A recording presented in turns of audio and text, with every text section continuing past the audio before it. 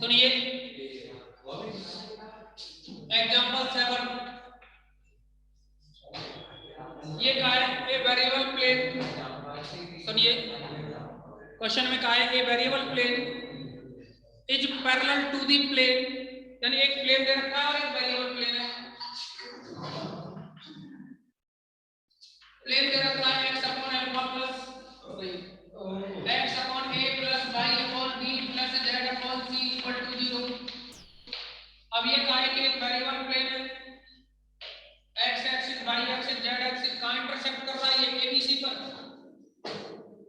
कहां इंटरसेक्ट कर रहा है, abc पर। तो x एक्सिस पर a, यहां b पॉइंट ले लिया, यहां c पॉइंट ले लिया, इसके coordinate a 0 0 0 0 0 0 c c।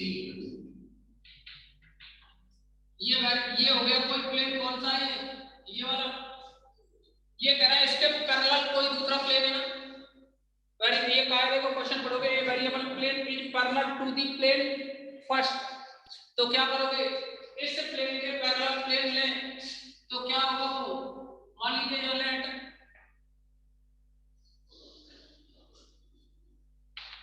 Equation of plane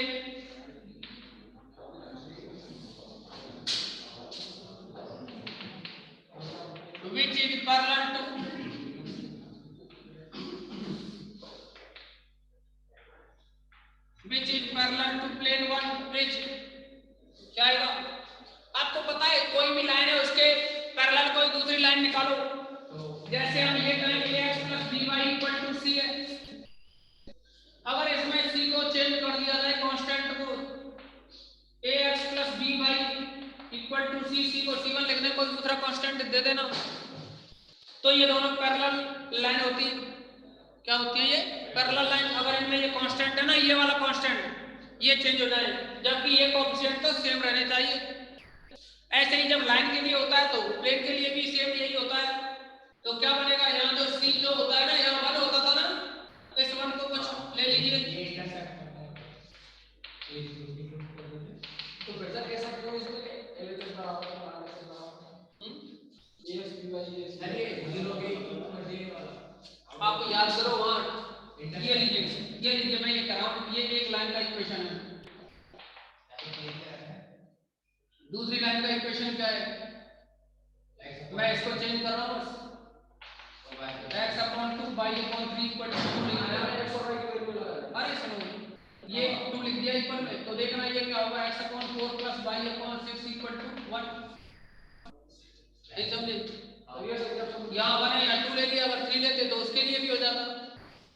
तो क्या है, देखो ये लाइन कैसी बनी, ये लाइन कैसी है, x पर 3 सेगमेंट, y पर 3 सेगमेंट, तो ये लाइन ऐसी होगी ना। ऐसे ही x पर 4, यहाँ से यहाँ तक 2 है तो 4 का होगा यहाँ होगा कहीं, और y पर 6, यहाँ से यहाँ तक 3 है तो यहाँ 6 होगा कहीं, तो इसके पैरेलल ये आएगी ना। ठीक है, प्लेन है ना, हाँ प्लेन 0 के इक्वल है। हाँ 0 के इक्वल है, दे रखा है, दे रखा, हमने थोड़ी लिखा है। क्वेश्चन पढ़ा करो, बुक लाओ, बुक है ना और भी तो होनी चाहिए। ये लाइन को भी बताता है, अब जैसी बुक होंगी वैसे ही समझ में आ पाता है, ऐसे थोड़ी। क्वेश्चन अगर एक बार आपकी नजर के सामने निकले तो ये तो पता रहता है क्या देख क्या रखा है क्वेश्चन में, और जब तक क्वेश्चन नहीं होगा आपके सामने तो कितना भी कर लो। ऐसे समझो जैसे कौन सी कहावत है वो, बीन बजाने वाली।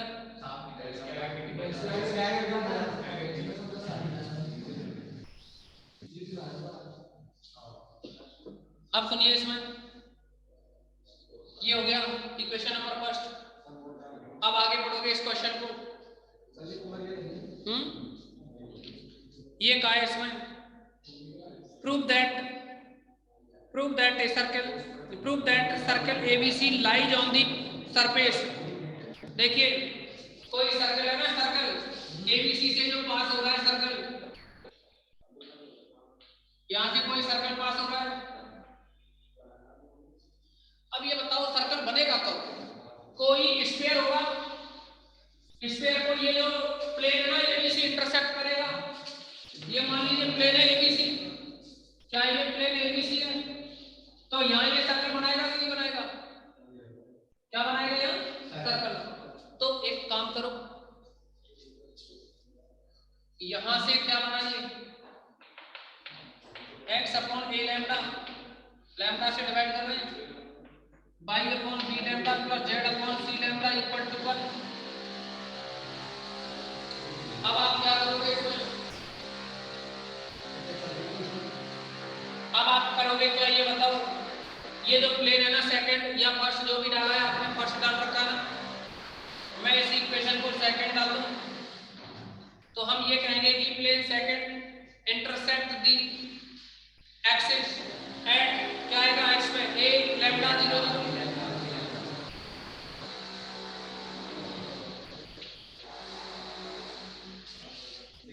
सिंस प्लेन सेकंड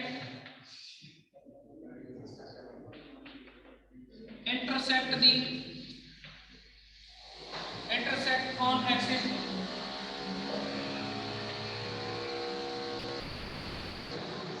at कोई पॉइंट गिवन है, इसको ए, इनको ए बी सी रहने दो है ना। अब ए बी सी नहीं बन जाएंगे ये, यहाँ होंगे कहीं ए बी सी, तो क्या बनेगा ए लैम्डा 0 0 बी 0 बी लैम्डा 0 सी 0 0 सी लैम्डा। कोई प्रॉब्लम? तो अब आप क्या करोगे, एक स्क्वायर निकालोगे। देखो ये ए बी सी यहाँ पॉइंट, ये ए हो गया मान लीजिए, ये बी हो गया मान लीजिए, ये सी हो गया यहाँ।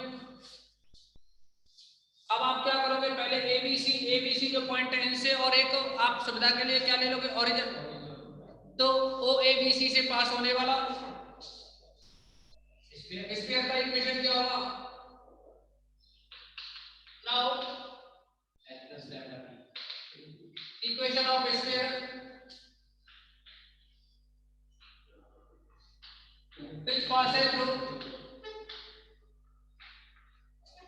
which passes through the point, कौन सा है? O A B and C are इस क्या बनेगा x square plus y square plus z square और करना माइनस a लैम्डा x। अरे ax होता था, आप एग्जांपल थर्ड याद करो, मैंने कहा था एग्जांपल थर्ड को यूज में लेंगे, कई बार यूज आएगा। ओ ए बी सी से, हाँ ओ ए बी सी से पास होने वाला minus a x minus b y minus c z होता है, लेकिन यहाँ ए बी सी नहीं है, यहाँ तो कौन कौन से हैं? A lambda b lambda c lambda है ना ये। तो क्या लिखोगे, a lambda x minus b lambda y minus c lambda z equal to 0। Lambda common लीजिए, x square plus y square plus z square minus lambda a x plus b y plus c z equal to 0। अब देखिए lambda को eliminate करो first से, lambda को eliminate करो first से, तो क्या आएगा x square y square z square minus lambda की वैल्यू क्या है x upon a plus y upon b plus z upon c ax plus by plus cz equal to 0।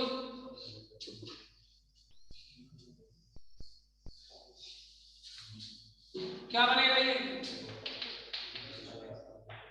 Simple है, क्या कर रहे हो? देखो इधर ax से मल्टीप्लाई करोगे तो क्या आएगा, a से कैंसिल x स्क्वायर, इसका यहां करोगे तो क्या आएगा प्लस का a upon b x y, यहां करोगे तो क्या आएगा a upon c x z plus इसका यहां करोगे तो b y a by x, b y का यहां करोगे b cancel y y y square, और b वाई का यहां करोगे तो b upon c y z, c z का करोगे तो क्या आएगा, सी जेड का यहां करोगे तो c y x z plus यहां करोगे तो c upon b y z, फिर क्या आएगा प्लस का c c cancel z square equal to 0 x square y square z square इनसे कैंसिल। अब एक काम कर सकते हो आप, यहाँ जो माइनस आएगा ना, ये माइनस, ये जो माइनस है इसको 0 में ले जाइए। क्या बचा यहाँ, a upon b x y और ये b upon a x y, a upon b plus b upon a x y. Answer में थोड़ी सी मिस्टेक है, उसको सही कर लेना। a upon b, b upon a और a upon c plus c upon a x z. फिर क्या है, इन दोनों से कर दिया ना, फिर क्या है ये बी बाई सी और सी बाई बी बचेगा, b by c plus c by b by z equal to 0। कीजिए इसको नोट।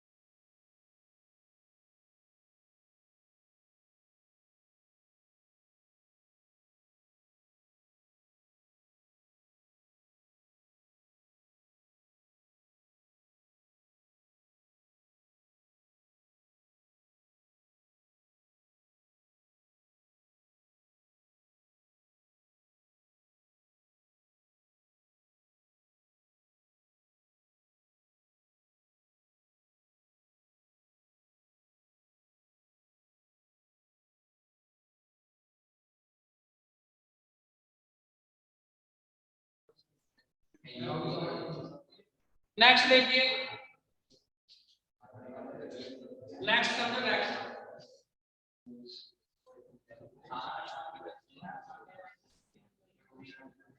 बात है नहीं।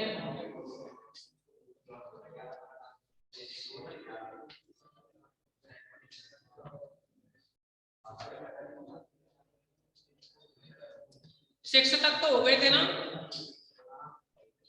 पहले एट्थ करा रहे हैं, बाकी का बाद में देखेंगे, सेवंथ को बाद में देख लेना। अब देखिए इसमें क्वेश्चन नंबर 8 है, पॉइंट्स दे रखे हैं -1 0 0, बात नहीं। इस पॉइंट को ए कह दो, बी है ये 0 2 0, सी है 0 0 3, बात नहीं भाई, सेम कंडीशन है जो अभी अभी क्वेश्चन कराया।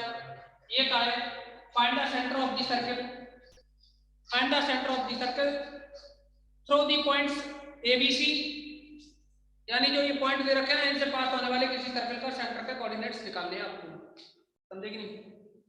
एक बात बताओ, मैं ये कह रहा हूं कि इस इन पॉइंट से पास होने वाले किसी भी, देखिए इन पॉइंट से पास होने वाले किसी भी प्लेन का इक्वेशन क्या होगा। Now equation of plane passes through a b c h. देखो ये फॉर्मूला होता है कि, सुनिए, एक फॉर्मूला होता है, अगर कोई भी 3 पॉइंट्स है उनसे पास होने वाला कोई भी प्लेन हो तो उसका फॉर्मूला याद रखना, उसके अकॉर्डिंग मत रखना, जो हम बता रहे हैं इसको याद रखना। x - x1 y - y1 z - z1 x - x1 y2 - y1 z2 - z1 x3 - x1 y3 - y1 z3 - z1, समझे। तो इसको इक्वल टू 0, किसी को x1 y1 z1 ले ले, x2 y2 z2, किसी को कुछ भी मान लो, कोई फर्क नहीं पड़ता, समझ गए होंगे सर।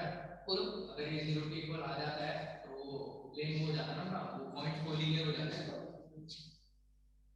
मैंने हाँ कोलिनियर हो जाता है, लेकिन मैंने वो 0 के इक्वल आता है मतलब ये डिटरमिनेंट 0 वो तो सही 0 के इक्वल आता है, तो प्लेन भी तो क्या है, तो उसमें होता है ना प्लेन, ये तीनों पॉइंट कोलिनियर की तो कंडीशन बनेगी, तीनों पॉइंट प्लेन में होंगे तो कोलिनियर रहेंगे ना। नहीं मेरी बात सुनो, ये तो होता है प्लेन का इक्वेशन होने की कंडीशन, ठीक है। अब कोलिनियर के लिए ये कंडीशन ऐसे डिटरमिनेंट की फॉर्म नहीं लगती जैसे मैं लगा रहा हूं ना, ये फॉर्मूला नहीं होता फिर कोलिनियर का, थोड़ा अलग है, बुक में दे रखा है फर्स्ट चैप्टर जो। देखना यहां क्या बनेगा, x - x1, x1 की वैल्यू क्या है -1, तो माइनस प्लस y, और फिर कितना है x2 - x1 प्लस 0 है। इसको देखो y - y1 की वैल्यू कितनी है 0, और z - z1 की वैल्यू क्या है 0, यही तो है z1। फिर क्या होगा x2 - x1 यानी 0 में से 1 घटाओ तो 0 + 1, y2 - y1 यानी 2 - 0, z2 - z1 यानी 0 - 0, और क्या बनेगा x3 - x1 यानी 0 - 1, तो 0 + 1 हो जाएगा। फिर क्या आएगा 0 - 0, फिर क्या होगा 3 - 0, क्या बना x + 1 के लिए ओपन करोगे तो ये बनेगा 2 × 3 6, ऐसे लिख दें क्या 2 0 3 नहीं 2 0 0 3, फिर क्या है प्लस y के लिए ओपन करें, y के लिए ओपन करोगे तो क्या आएगा 1 0 1 3, फिर प्लस का z क्या बनेगा, z के लिए करोगे तो 1 2 1 0 इक्वल टू 0, x + 1 क्या आएगा 2 × 3 6 -3 by प्लस का क्या है 0 - 2z, यही तो बना 6x - 3y - 2z और प्लस का 6 = 0। अब एक बात बताइए आप, equation of square which passes through ABC, ABC ऊपर है, ओवर ले लो, लेट इक्वेशन ऑफ स्क्वायर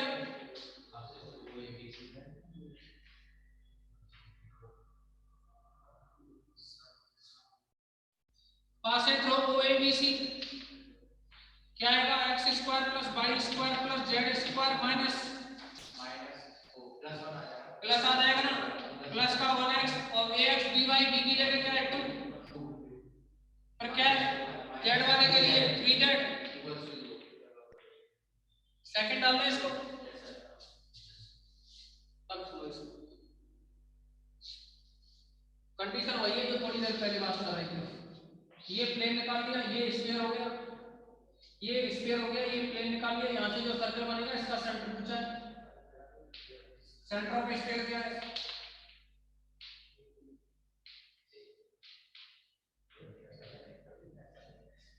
कितना है बोलिए, सी, सी नहीं ओ कहते हैं, नहीं ओ डैश, कितना बनेगा, इनका हाफ ही तो करना है, -2 से डिवाइड करोगे तो -1/2 और +1 और प्लस का 3/2, कोई दिक्कत, कितना है माइनस का 1/2 और 1 और 3/2, कोई दिक्कत, रेडियस ऑफ स्फीयर। अच्छा देखो सेंटर के कोऑर्डिनेट पूछे, ये बताओ प्लेन पर जो नॉर्मल है सेंटर से पास हो रहा है, बिल्कुल सर, तो आप क्या करोगे, डीआरएस ऑफ नॉर्मल लिखना है, इसको पी पॉइंट डाल दें, DRs of normal at plane 1 is क्या है, -3 माइनस नहीं 6 -3 -2, 6 -3 -2, then equation of normal OP, then equation of normal OP equal में क्या है सर, x प्लस o से पास हो रहा है ना, x माइनस आता है तो x प्लस है, अपॉन में क्या आएगा डीआर 6, क्या आएगा फिर y -1 अपॉन -3, z माइनस का /2 अपॉन में -2 है इक्वल टू के। अब इस पे किसी पॉइंट्स के कोऑर्डिनेट्स निकालो,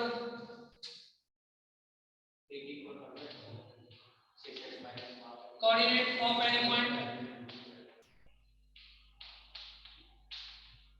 ऑन लाइन थर्ड इज क्या बनेंगे 6 के -हाफ है ना, -3 के +1 -2 के +3/2, कोई दिक्कत है इसमें। अब ये बताओ तो ये किस पे होगा, प्लेन पर, let these point lie on plane कौन सा 1, then सेटिस्फाई करो 6x, 6x x की जगह क्या है 6 के -हाफ, फिर क्या है -3y की जगह क्या लिखोगे -3 के +1 और फिर माइनस का 2 z की जगह क्या है -2 के प्लस का 3/2 और प्लस का 6 इक्वल टू 0, कोई प्रॉब्लम। यहाँ से k की वैल्यू निकालनी है, k की वैल्यू निकाल करके कहाँ रखनी है, ठीक है ना, देखिए k की वैल्यू निकालनी है, निकाल के यहाँ रखनी है, जो भी होगा क्या होगा कोऑर्डिनेट होगा सेंटर के, किसका सेंटर सर्कल का, नोट कीजिए।